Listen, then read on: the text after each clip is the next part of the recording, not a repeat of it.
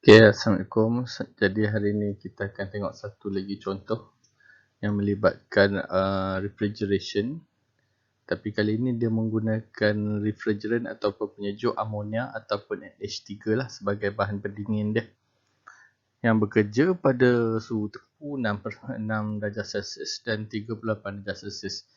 Jadi bahan pendingin ini dimampatkan secara sentropi dalam keadaan tepu kering dan terdapat 6 Kelvin lah di bawah pendinginan ataupun cooling di dalam pemeluap. Jadi soalan dia ialah lakarkan dan labelkan kita proses dalam gambar rajah PS dan PH tu, bukan PV.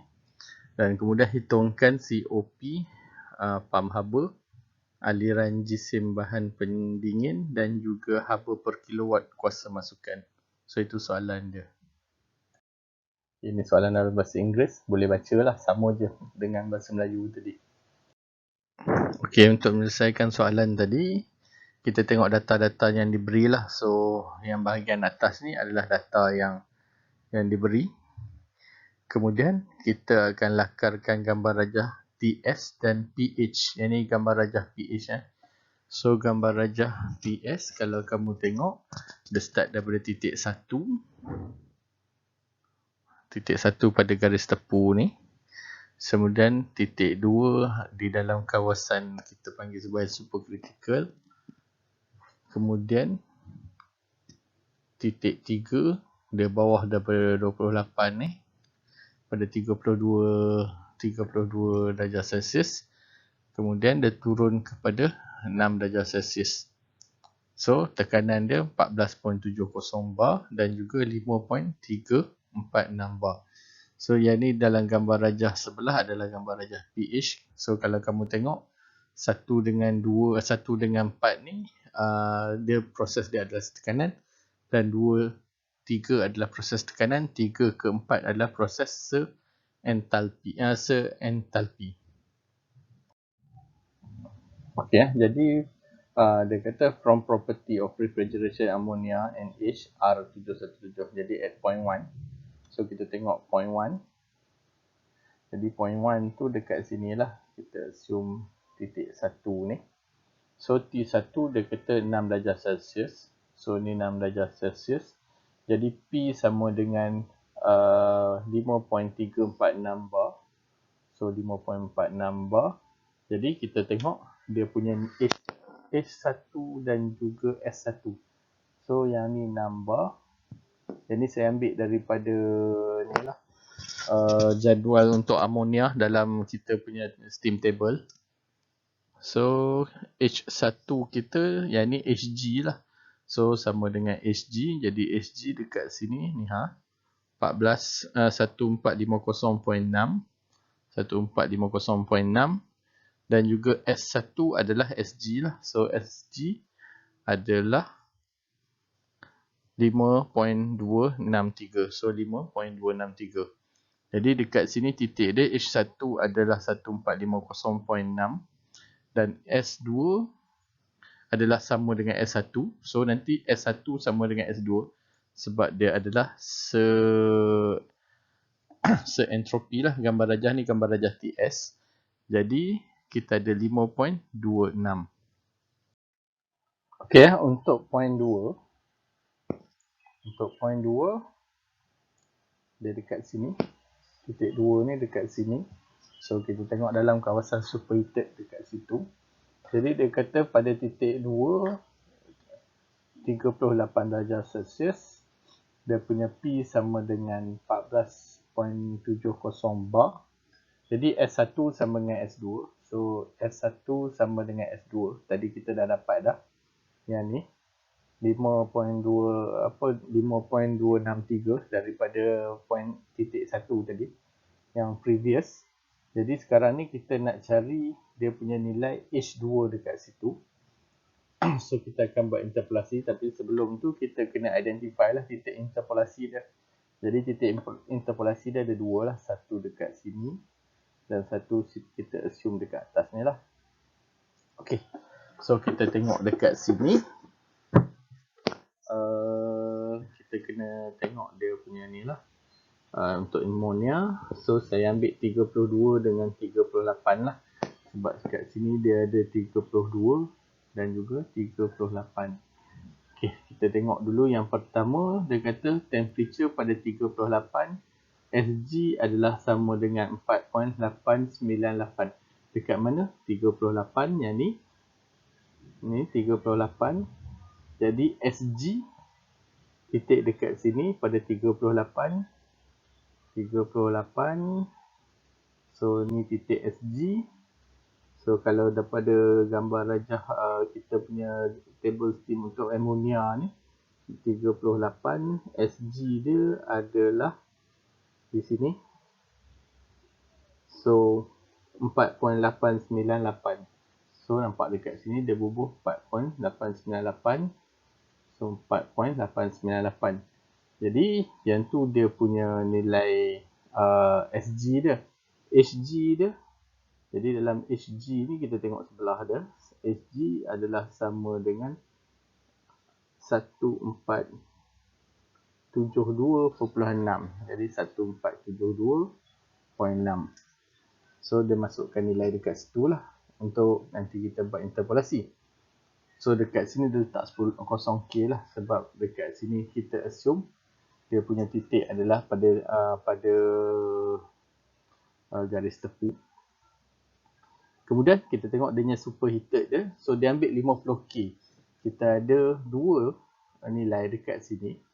Satu adalah 50K dan satu 100K. So dalam kes ni nilai 2.63 ni dia tak lepas. Kalau dia lebih daripada nilai yang di offer oleh 50K, kita akan ambil 100K lah. So dalam kes ni dia tak lebih daripada 100K. So kita tengok 50K. So dekat sini kita assume yang untuk nilai 50K lah. So 50K nilai S dia pada 38 darjah Celsius ini adalah 5.340. Okay, 5.340. So dekat sini pun 5.340. So sama. Kemudian kita tengok dia punya H pula. H untuk 50 ni 50K adalah 1620.1. 1620.1. So 1620.1. So kita masukkan nilai dalam kotak yang kita dah buat ni. Jadi kita buat interpolasi lah. H2 tolak dengan H, saya assume sebagai H1 katakan. Yang ni H3 tolak dengan H1. So yang ni S2 tolak S1. S3 tolak S1. Jadi kita manipulate kan, kita susun balik, kita akan dapat H2 adalah sama dengan 1594.4. So kita dapatlah nilai H2. Yang seterusnya. Okey, untuk point 3. Jadi point 3 dekat sini lah point 3 kita. So kalau kamu tengok point 3, dia adalah dekat 32 darjah pada tekanan 14.20 bar. Dekat sini dia duduk pada luar daripada gambar ni lah, kita punya garis pasar tu lah. Jadi dalam kes ni apa yang kita buat, kalau kamu tengok T3 adalah sama dengan TS tolak 6K. So kita dapat 32 lah. Ni kita letak 30 darjah Celsius ni. Jadi dia kata HF adalah sama, H3 adalah sama dengan HF at 30 darjah Celsius. Jadi sebenarnya kalau ikutkan dalam logik dia, sebenarnya benda ni kecil saja. Dia punya ni kecil saja. Jadi kita assume dia terletak pada HF lebih kurang ataupun sama. Itu lambang tu. So kalau kita tengok pada 32, ni 32. So kita tengok dia punya nilai HF dia. So HF dia adalah 332.8. So kita ambil 332.8 kilojoule per kilogram. So H3 adalah sama dengan 332.8 pada 32 darjah Celsius. Dan kemudian kita tahu H3 adalah sama dengan H4 sebab dia adalah proses yang macam throttling. So apabila kita assume H3 adalah sama dengan H4, jadi kita kata 332.8. So kita dah selesai, kita dapat H1, kita dapat H2, kita dapat H3, kita dapat H4. So nilai-nilai tu kita perolehi menggunakan menggunakan graf pada ni H3 ni. So yang seterusnya kalau kita tengok, kita akan dapat H1 tadi, saya summary kan dalam unit kilojoule per kilogram. So kita ada H1 1450.6, H2 sama dengan 1594.4, H3 sama dengan 332.8 dan H3 sama dengan H4 lah, samalah nilai dia.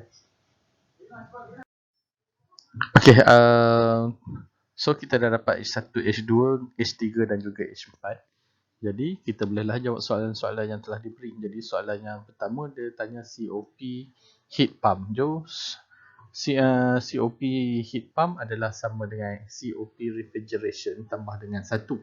Dan kita tahu COP refrigeration adalah sama dengan Q refrigeration effect bagikan dengan kerja bersih ataupun kerja output. Jadi kita tahu kerja output adalah sama dengan dekat sini lah. So refrigeration effect adalah sama dengan 1/4.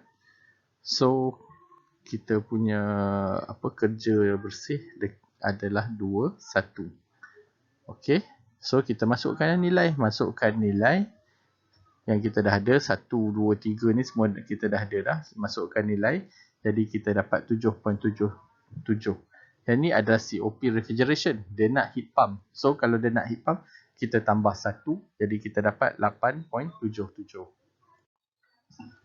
Okey, untuk soalan yang seterusnya, dia nak adalah mass flow. Jadi dia nak M, kadar alir. So kadar alir kita tahu, kadar alir adalah M kali dengan WC actually. Kan, untuk dia punya refrigeration ni. So apa yang kita buat dekat sini ialah kita nak dapatkan dia kita nak dapatkan dia punya kadar alir. Mula kita dapatkan meter second dulu lah. So apa yang kita buat, kita assume dia punya nilai adalah 1 kilowatt. 1 kilowatt. So kita letak 1. Sebenarnya M tu M dot kali MWC ataupun kerja yang dilakukan oleh kompresor. So kita bawa ke bawah, dia jadi macam ni lah. Jadi M refrigeration adalah sama dengan 1. So WC adalah dekat sini lah, 21 ni. So masukkan nilai 1 bahagikan dengan ni, kita dapat 6.954 kali 10 negatif 3 kilogram per second. So itu dalam unit second. Jadi kalau kita nak hour, kita kalikan dengan 3600. Jadi kita dapatlah 25.36. Saya ulang balik. 6.954 kali dengan 10 negatif 3 tu, untuk dapatkan jam per hour tu, kita kali dengan 3600. So kita dapatlah 25.035.